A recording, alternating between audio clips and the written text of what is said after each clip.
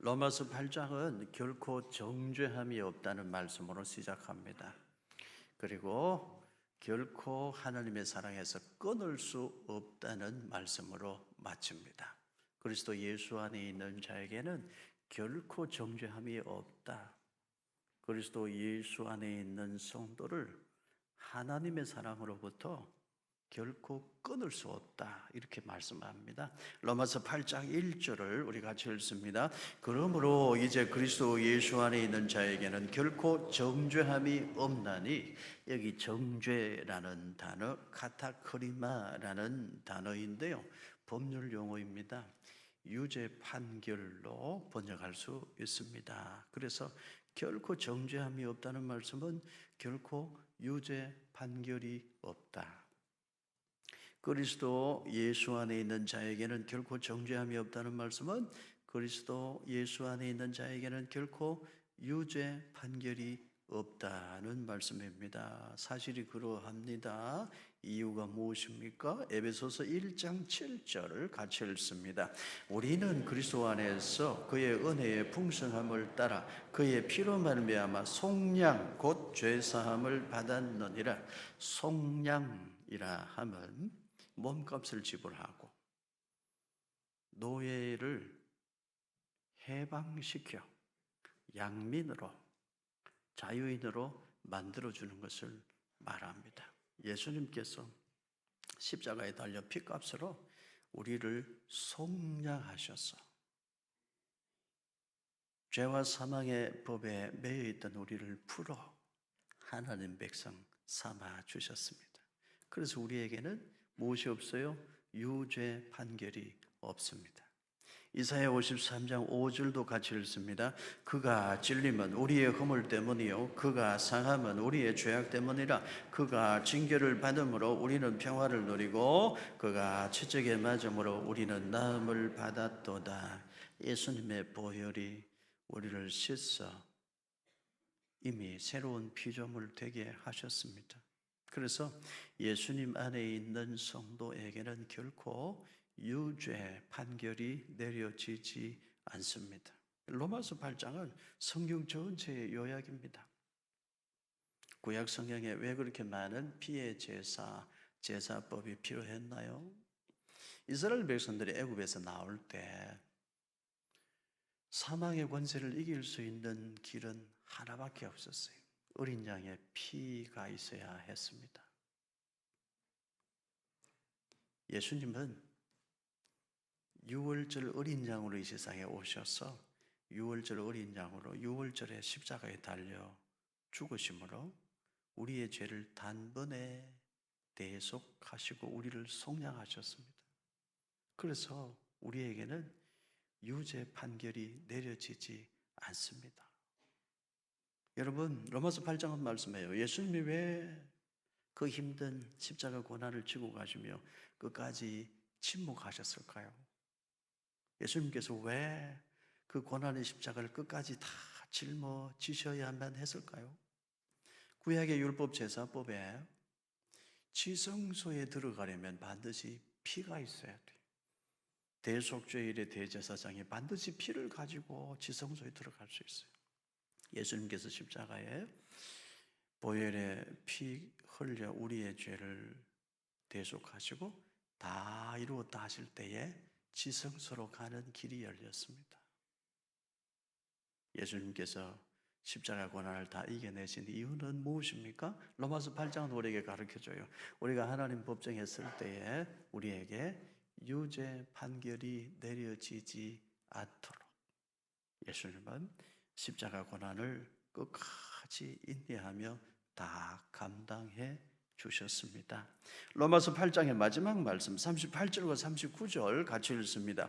내가 확신하노니 사망이나 생명이나 천사들이나 권세자들이나 현재일이나 장래일이나 능력이나 높음이나 깊음이나 다른 어떤 피조물이라도 우리를 우리 주 그리스도 예수 안에 있는 하나님의 사랑에서 끊을 수 없으리라.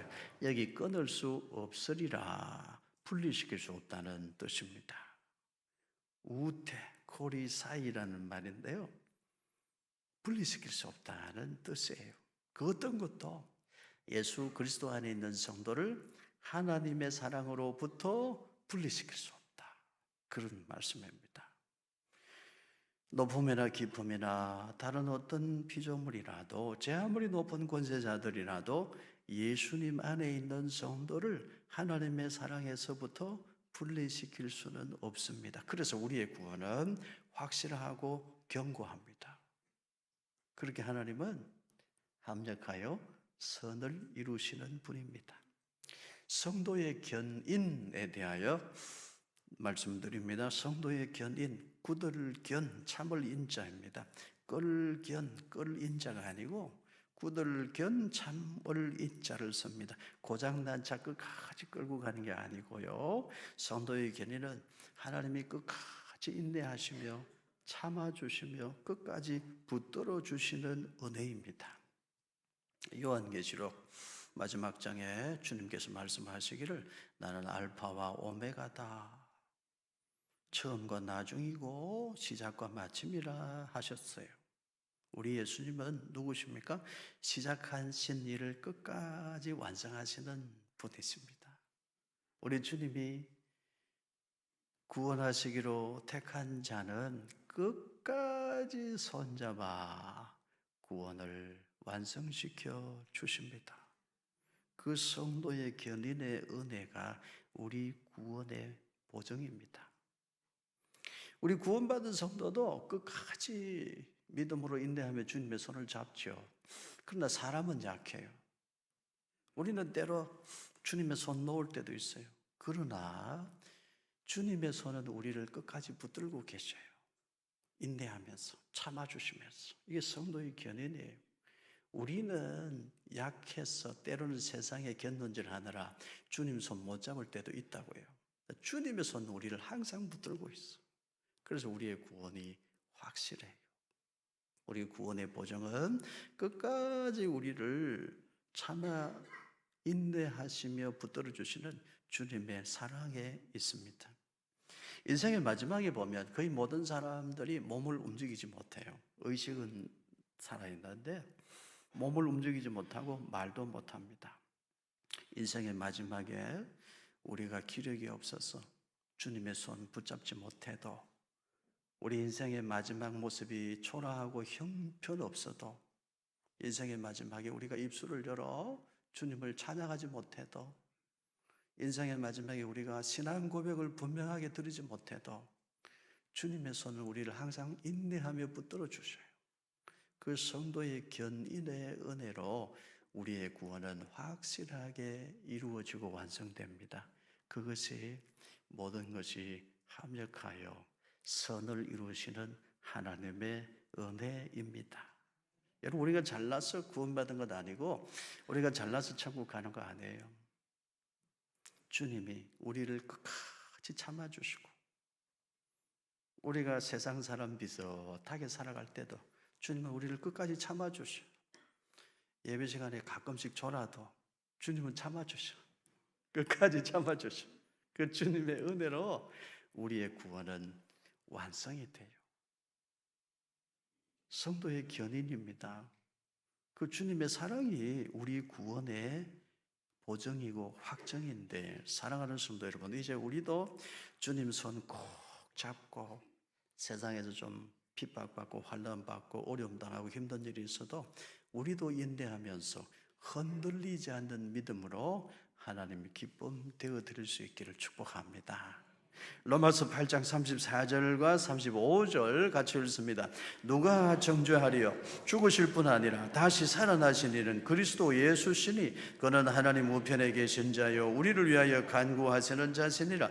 누가 우리를 그리스도의 사랑에서 끊으리요? 환난이나 곤고나 박해나 기근이나 적신이나 위험이나 칼이랴.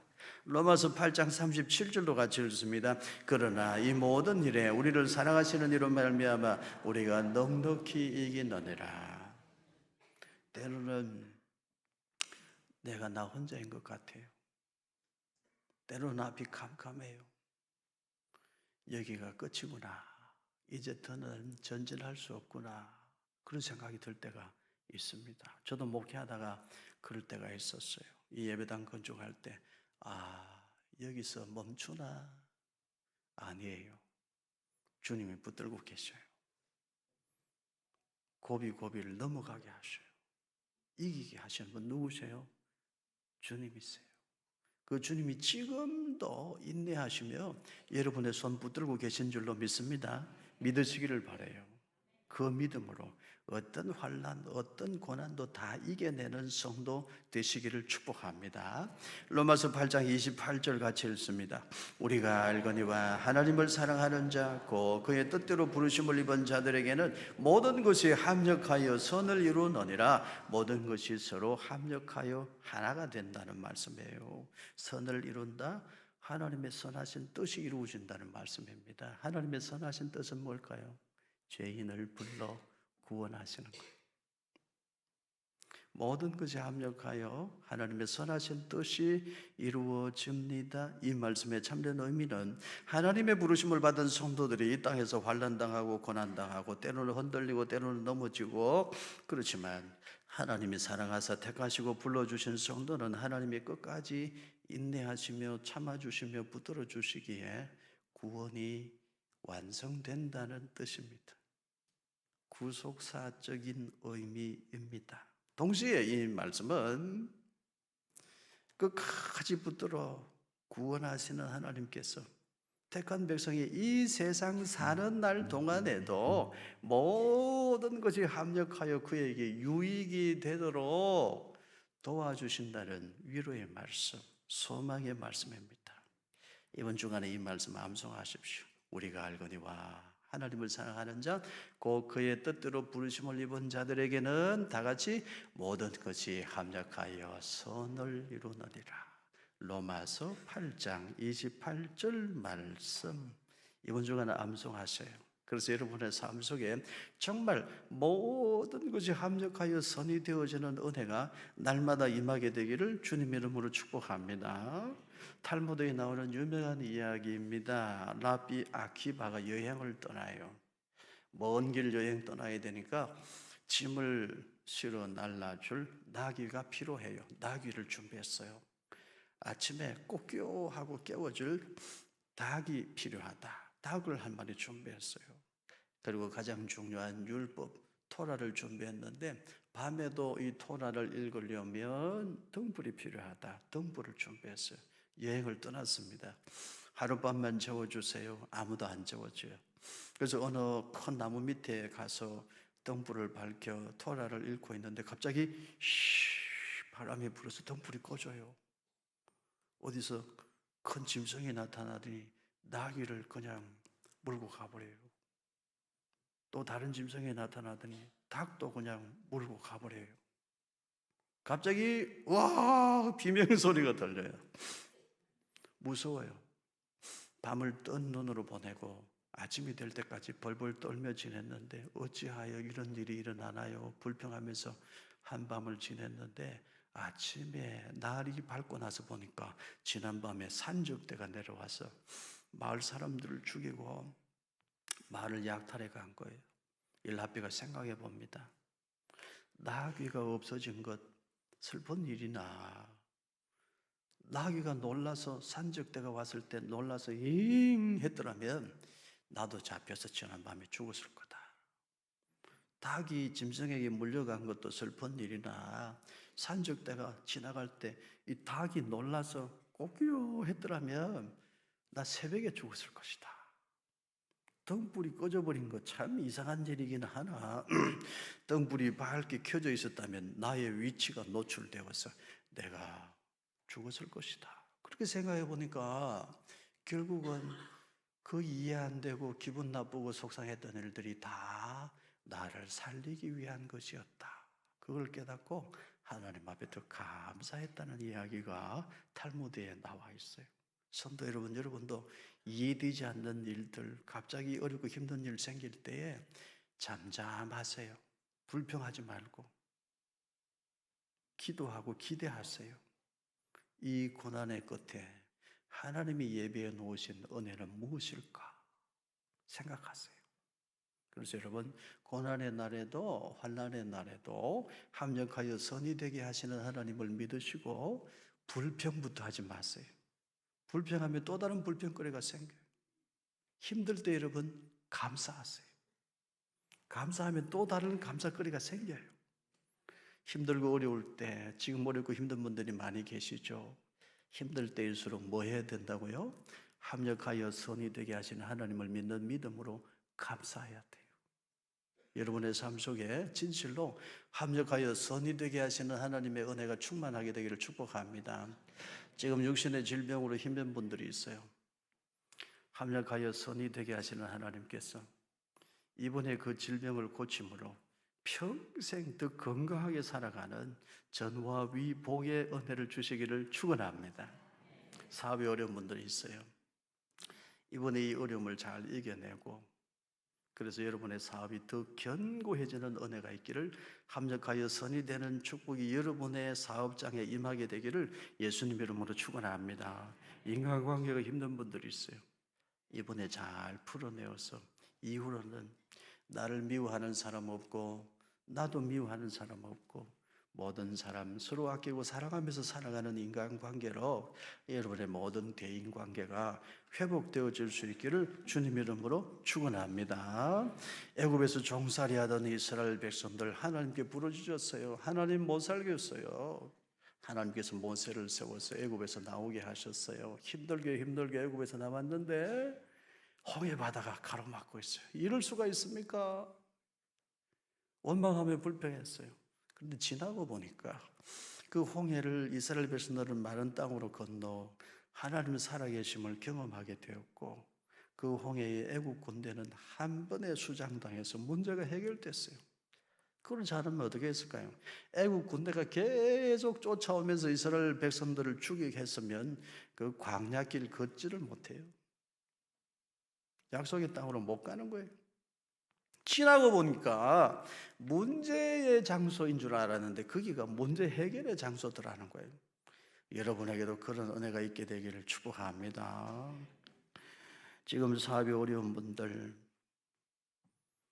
합력하여 선이 되게 하시는 하나님을 믿는 믿음으로 겸손히 사업을 다시 일으켜 세울 수 있기를 축복합니다. 바사 제국의 총리 하만이 유다 백성들 다 죽이려고 해요. 그럴 수가 있습니까? 모르드게는 통곡하며 기도했는데 지나고 보니까 유대인 에스더가 바사 제국의 왕비가 되는 거예요. 유대인 모르드게가 바사 제국 왕 다음의 자리에 올라가게 되는 거예요. 지나고 보니까 합력하여 선이 되었다는 겁니다. 바울은 배 타고 로마로 가는 중에 유라굴로라는 광풍을 만났어요. 묶여서 끌려가는 것도 억울한데 광풍까지 만나 고생을 하다니 하나님의 종이 가는 길에 그게 말이 됩니까?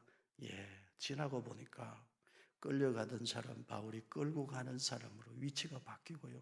바울의 입술에 권세가 생겨서 복음을 더 힘있게 전하게 되더라는 거예요. 여러분, 우리 하나님은 합력하여 선을 이루시는 분이신 줄로 믿습니다. 그 하나님을 끝까지 믿고 의지하시기를 축복합니다. 하나님의 부르심이 중요합니다. 하나님의 부르심이 하나님의 사랑입니다. 하나님은 사랑하시는 자들의 이름을 아시고 이름을 불러주십니다. 저는 어릴 때 가난한 산골 마을에서 태어났습니다. 얼마 전에 새가족분이 저를 보고 그런 이야기를 했어요. 목사님은 강남 압구정동 사람입니까? 강남 청담동 사람입니까?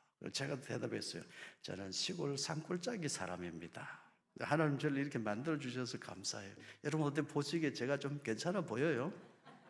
시골 산골짜기 사람인데 저는 어릴 때 늘 산으로 들로 뛰어다니면서 노는 게 그리 재미있었어요. 시간 나면 예배당 가서 기도하고 어린 시절이 참 좋았어요. 그런데 조금 이제 나이가 들면서 핍박을 받아서 그게 힘들게 됐는데 집안에서 쫓겨나고 예수님 믿는다고.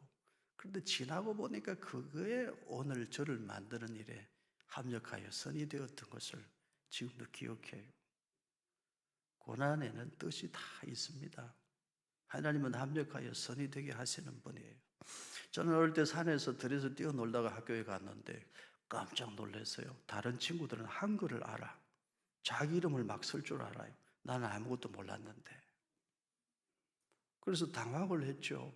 근데 학교 가서 얼마 되지 않았는데 수업 시간에 선생님이 색종이랑 뭐가 필요한데 문방구에 가서 누가 이걸 사다 줄까 하시다가 선생님이 제 이름을 부르는 거예요.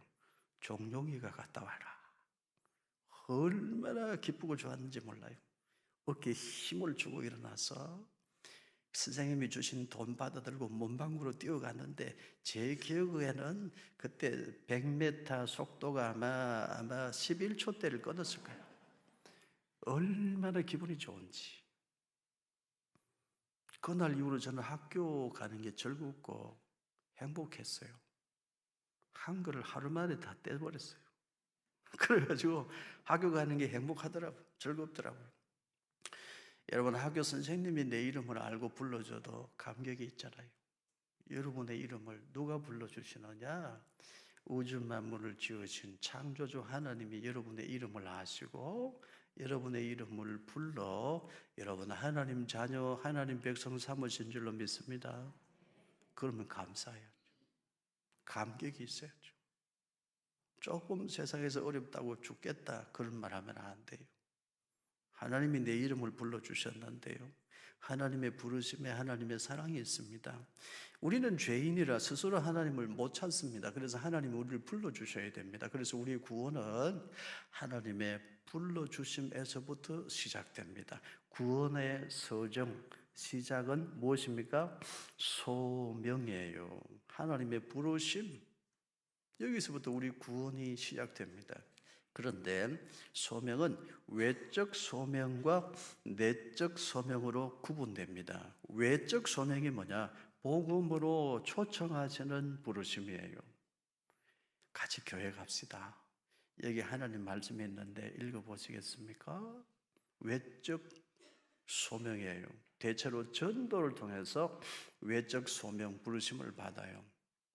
선교를 통해서 외적 소명 부르심, 하나님 말씀을 선물 받으면서 외적 부르심, 외적 소명을 받아요. 그리고 자연 만물을 보면서 적지 않은 사람들이 이 우주 만물을 지으신 분이 있을 것이다.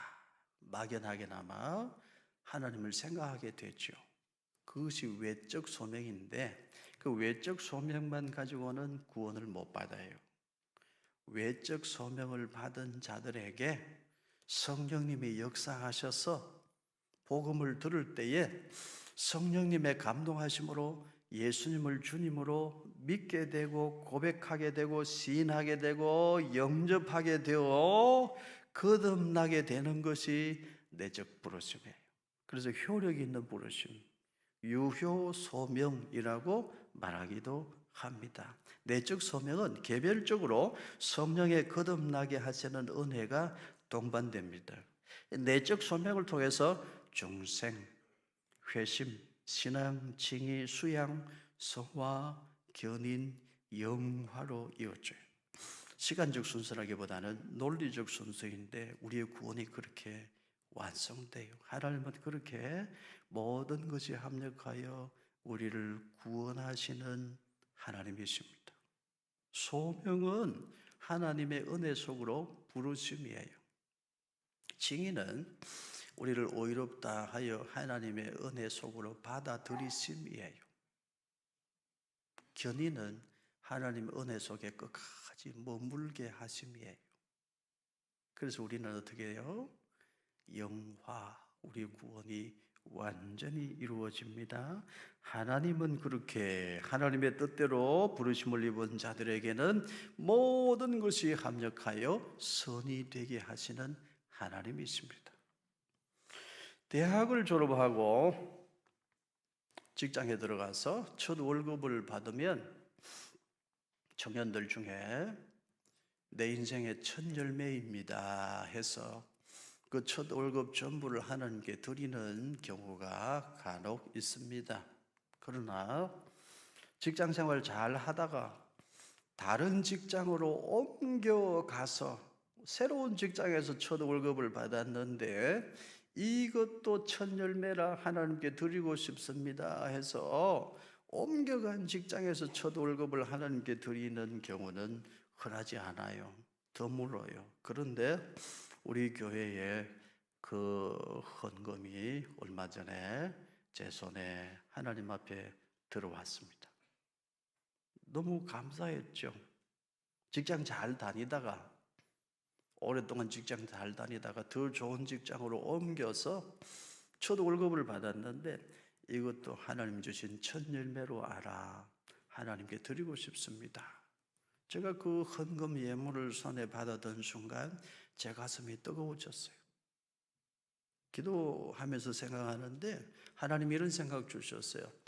이 예물은 보통 예물이 아니다. 하나님의 뜻이 있을 것이다.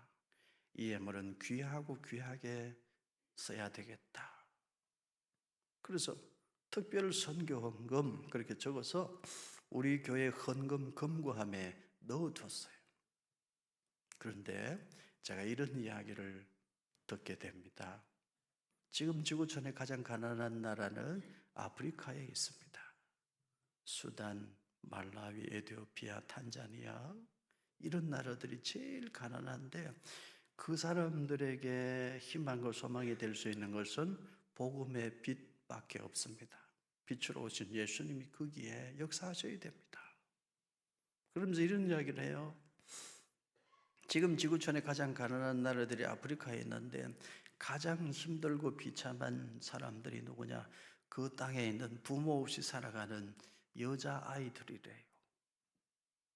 여자아이들 기본적으로 필요한 생활 필수품조차 없어서 너무 힘든 아이들이 많대요. 그 아이들을 도와줘야 된다는 이야기를 제가 듣습니다. 제 가슴이 뜨거워졌어요. 그 아이들 생활 자립할 수 있도록 최소한의 뭔가를 도와줘야 된대요. 안 그러면 그 아이들이 다 무너진대요. 너무 불행하게 살아갈 수밖에 없대요. 그 어떻게 해야 되느냐? 염소 한 마리만 사줘도, 송아지 한 마리만 사줘도 어떻게 하든 살 수가 있대요. 학교가 있으면 이건 인생이 달라진대요. 학교에 가서 글자를 배우고 뭔가를 배우면 인생의 차원이 달라진대요.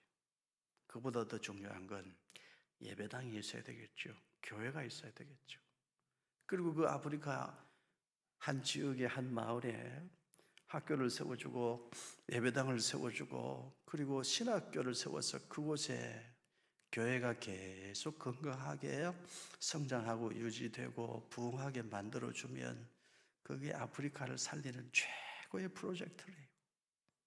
아, 이것이구나. 이 첫 열매 귀한 예물은 이렇게 귀한 일에 문을 여는 예물로 하나님이 주신 거구나 생각을 했어요. 오늘 오후에 한국 교회사에 대해서 제가 1시간 강의를 할 텐데요.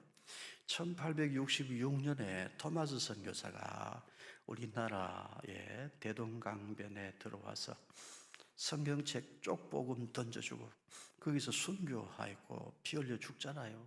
그게 1866년인데 그때 토마스 선교사가 영국에서 중국까지 오는데 배 타고 오는데 걸린 기간이 4개월이래요. 4개월. 우리나라 조선까지 오는데 또 얼마나 시간이 많이 걸려요. 그 먼 길을 목숨 걸고 복음 전하려고 온 선교사님이 있어서 이 땅에 교회가 세워지고 우리가 구원받고 우리 민족이 얼마나 복을 받았어요. 이제는 우리가 그 복음에 빚진 것을 갚아야 할 때다. 그런 생각을 해요. 여러분, 이제는 우리가 모든 것이 합력하여 선이 되게 하시는 그 하나님의 일에 우리가 참여해야 할 줄로 믿습니다. 이런 마음의 준비를 하고 계세요. 혼자 하면 부담스러워서 못하지만 같이 하면 기쁨으로 할 수 있어요. 생활 필수품조차도 없어서 너무나 힘들고 비참한 아프리카의 여자아이들 중심으로 아이들 돕는 사역을 여러분 우리가 합시다. 아멘 안 해요. 우리가 합시다. 그리고 여러분 마음에 움직이시면 염소 한 마리 내가 하나님께 드려야지 준비하고 계셔요. 하실 수 있겠습니까? 마음에 좀 더 감동이 되면 나는 송아지를 하겠습니다. 마음의 준비를 하세요. 더 감동이 되면 내가 예배당 건축하는데 힘을 보태겠습니다. 아멘. 더 우리가 학교도 하나 세워주겠습니다. 최종적으로 신학교까지 하나 세워서 그 땅에 우리가 선물로 하나님의 이름으로 선물하겠습니다. 그렇게 우리가 모든 것이 합력하여 선이 되어지는 일에 함께 도구로 쓰임받을 수 있기를 축복합니다. 그보다 더 귀한 일이 어디 있겠어요? 하나님은 누군가를 구원하실 때 외적 소명으로 그를 부르신다고요. 우리가 하나님이 누군가를 부르시는 외적 소명의 도구로 쓰여지면 우리를 사용하셔서 성령님이 내적 소명으로 누군가를 불러 구원하실 줄로 믿습니다. 사랑하는 성도 여러분, 우리 남은 인생에 모든 것이 합력하여 선이 되게 하시는 하나님의 도구로 쓰임받는 참 귀하고 복된 인생이 되기를 예수님 거룩하신 이름으로 축복합니다.